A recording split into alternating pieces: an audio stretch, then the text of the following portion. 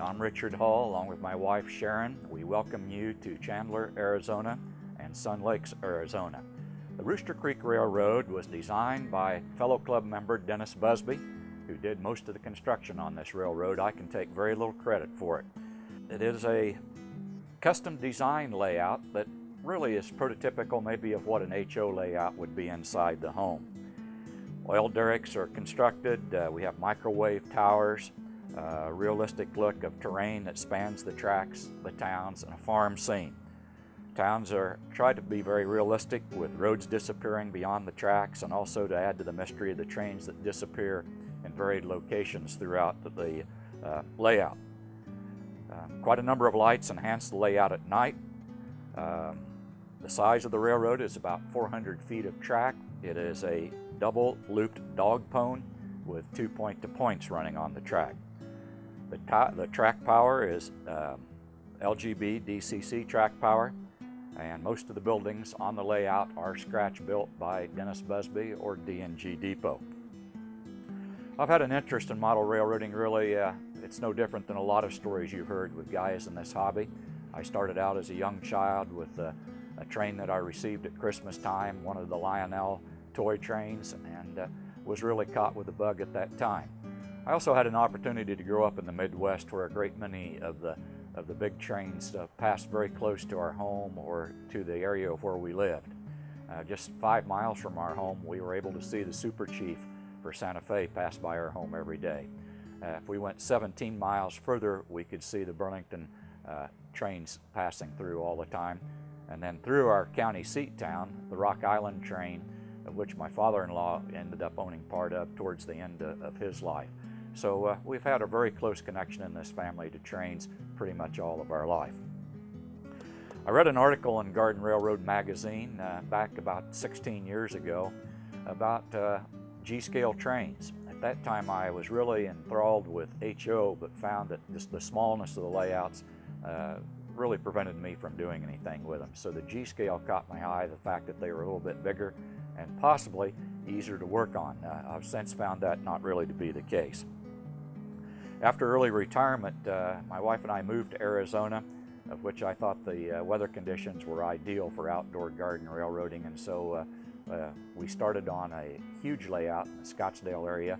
It was about 1,600 feet of track and spanned a huge backyard. In fact, I was able to put in a small rendition of the Tehachapi Loop from California. As I mentioned, there's 400 feet of track on the ground. The tracks and turnouts are all LGB. The layout could be described as a fold-over, double-looped dog bone with 2 point-to-points in it. One of the point-to-point is a mine train that goes from the mine to the milling area.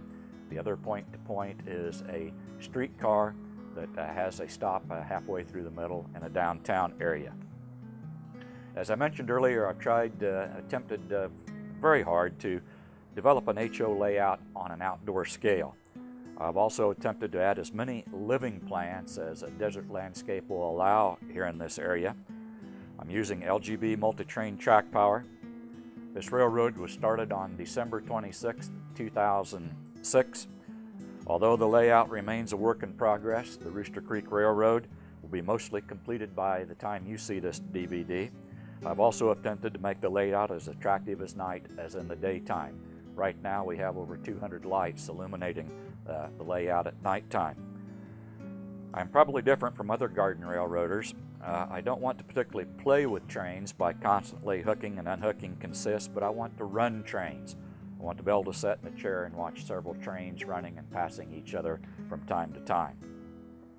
This was basically my project. My wife, though, gave me quite a bit of support, and Dennis Busby and another club member, Jack Johnson, who spent untold hours working in this layout. They always seem to be on hand to provide support and technical expertise as it's needed on the layout.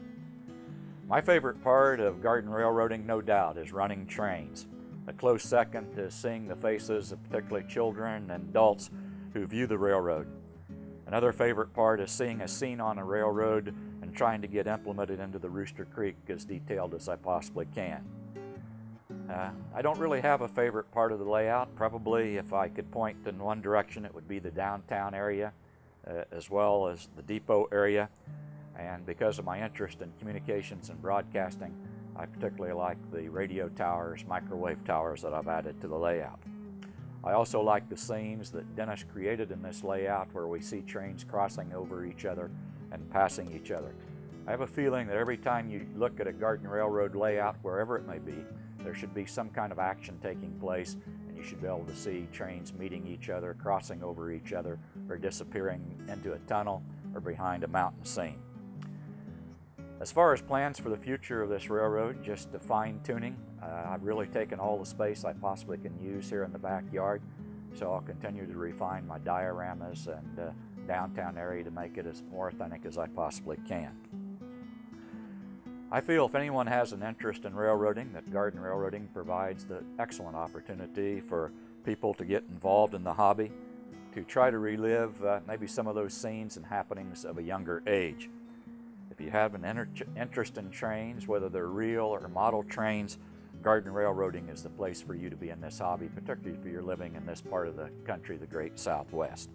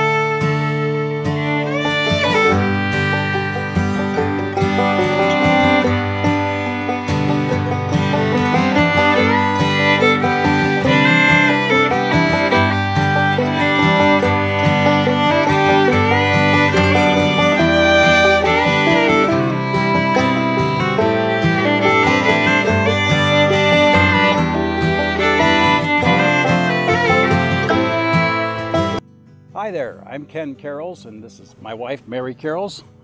We're at Double K Ranch. Welcome you. And we got started in railroading here about 1995. Actually, we're doing bed and breakfast. This will be our 20th year.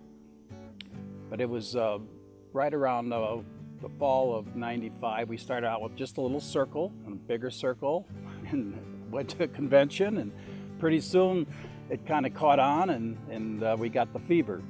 So it's expanded. And as you can see, we have, if you've seen our layout, we have two major themes. One is Arizona, which is a figure 8, and it holds about 800 feet. And that covers just time periods of Arizona, different parts, central Arizona and Tucson. And in the backyard, it's a Midwestern scene, and that basically covers our life in kind of in a mini scale. And that is focusing on different parts from 1948, the Chicago Railroad Fair, and then moving to Valparaiso, Indiana, where I spent time as a youngster helping my uncle on his farm. And then we shift over there to Wisconsin, where Silver Lake, where Mary grew up, and then on to Baraboo, the circus, Chicago, Indiana, Gary, Indiana, Elgin, Illinois, and then on to Kalmar, Sweden, where our daughter-in-law and son got married. You want to add a few items?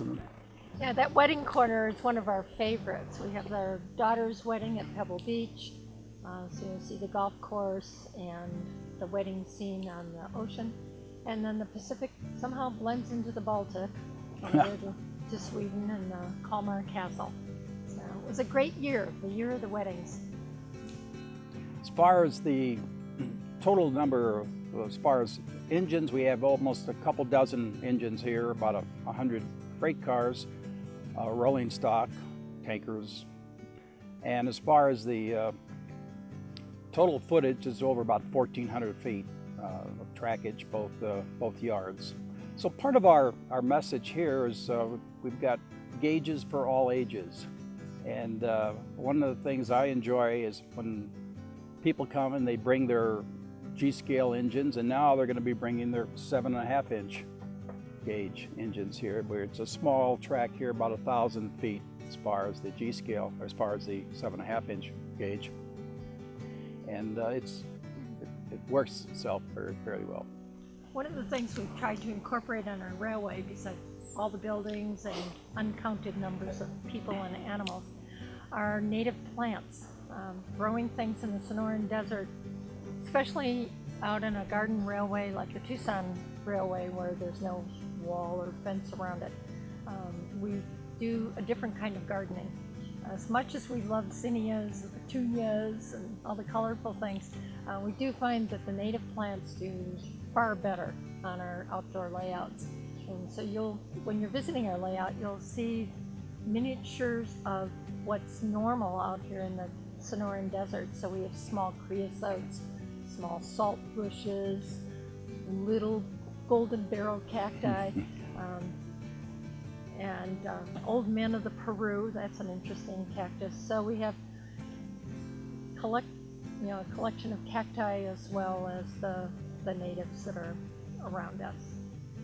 Oh yeah, we've been on several open houses, of course, as members of the club, and they help each other. That's the beauty of the garden railroading, is the kind of the club support and membership. And we've had as many as 1,000 people here on a 2-day weekend with the Tucson Botanical Garden, and then our Rails in the Garden had 800 folks come over in March on a Saturday and Sunday.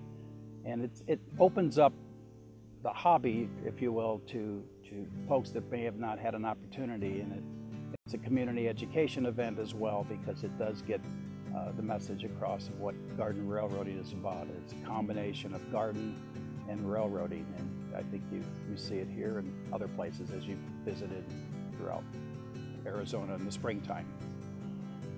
Oh, lots of reasons, but certainly one of the things we always, when folks do come in and they may be new, is start small, join a club first, and before you spend a lot of time and energy and money, and talk to some people who have been in it for some time, and you kind of learn from each other, and just start off small and get something running. Oftentimes we'll have people and they'll come here and they've got ideas and a track plan, but it's kind of a little bit, it's not quite gelling for them. And so one of the encouragements is to start small and get something going there, and then incrementally you start to build on that, and also get some support from fellow hobbyists in the club, and certainly get that from Garden Railroad magazine and support that way as well. And again, we're proud of our 20th year as a bed and breakfast, serving folks, and you can see our G-scale caboose of the one that's about scaled down to the size that the full-size scale caboose that folks stay in. So again, welcome and glad you're here.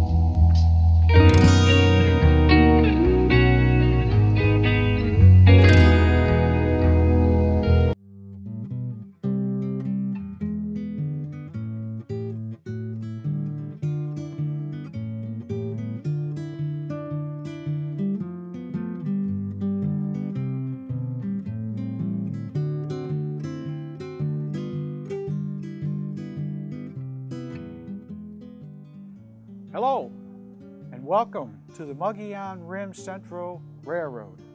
I'm your host, Mike Lewandowski. I'm President and Chief Operating Officer of this railroad. The Mogollon Central Railroad is set in a mountainous terrain where visitors can walk the entire railroad and watch the railroad in operation. It's got great photographic possibilities. The actual railroad construction was started in the fall of 2000 and is set in a mountain range motif. The basic design was inspired from a famous garden railroad in Littleton, Colorado. It's called the Hard Rock and Dynamite Mining and Logging Railroad. Modifications were made for the upper level of the tracks, and each year a specific section of the railroad was built. Today it consists of 4 independent mainline branches comprising over 1,400 linear operating feet.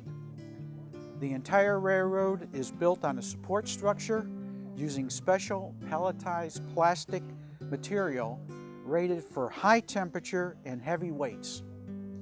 Over 100 tons of 1/4 inch minus Madison Gold gravel and dirt have been used to provide the necessary elevations. We can operate up to 8 trains at a time. Many of you may want to know a little bit about my background in model railroading. I've been a G-scaler for 26 years, and this is my 3rd garden railroad. We have moved with corporate relocation, so hopefully upon retirement, this is my final layout. I've been a member of the ABTO Garden Railroad Club here since 1999. I am the current ABTO webmaster, and I have been involved in many special events with them and helped designing layouts and designing electronics for their engines. We hold the annual Oktoberfest every year with the entire club, where we'll get anywhere between 75 to 100 people attend. And they enjoy the day, and we have all kinds of German music and specialized German food. As far as the layout goes itself, as I mentioned earlier, there are 4 independent levels. The top 2 levels, as you view the layout today, is what I call the narrow gauge main lines. And they operate on an elevated mountain range, and they have crossover connections over mountain passes and under tunnels. We travel from what we call Crown King Mountain, which is on the eastern side of the layout, to Sawtooth Mountain, which is on the western side. That traverses over stainless steel rail with about 10 feet diameter curves. The inner track is brass with 8-foot diameter curves. All switches are number 6 types to minimize any derailments. We currently use live steam and DCC battery wireless operation to control the shays, climaxes, mallets, and forney lokes. All trains must operate at a slow speed on the narrow gauge line. A bit of history about the Mogollon Rim Central.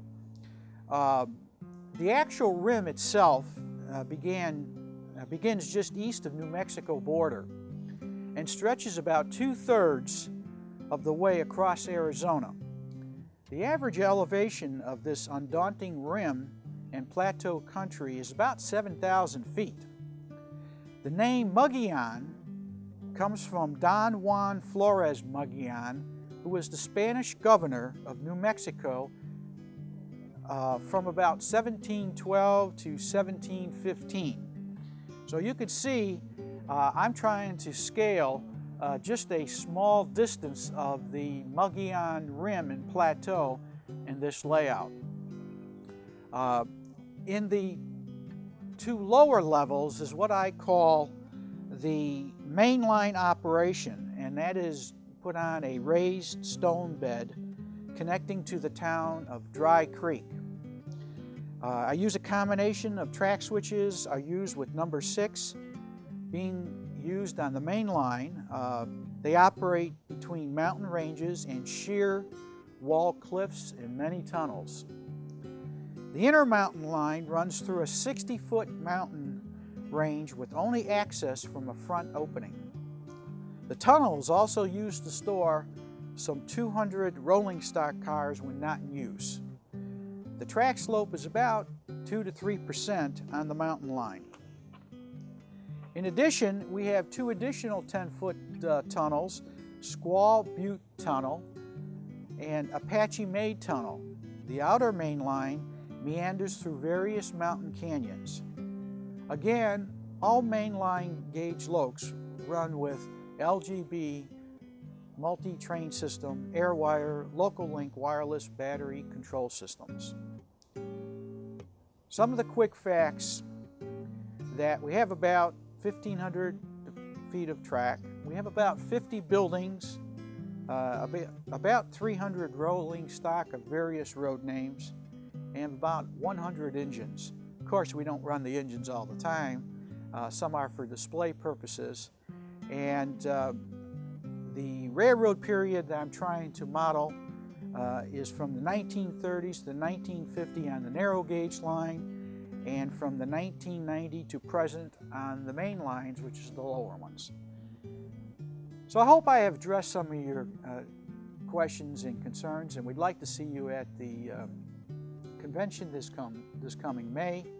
And on behalf of myself, I hope you have an enjoyable walkthrough and viewing of the layout. And thank you again.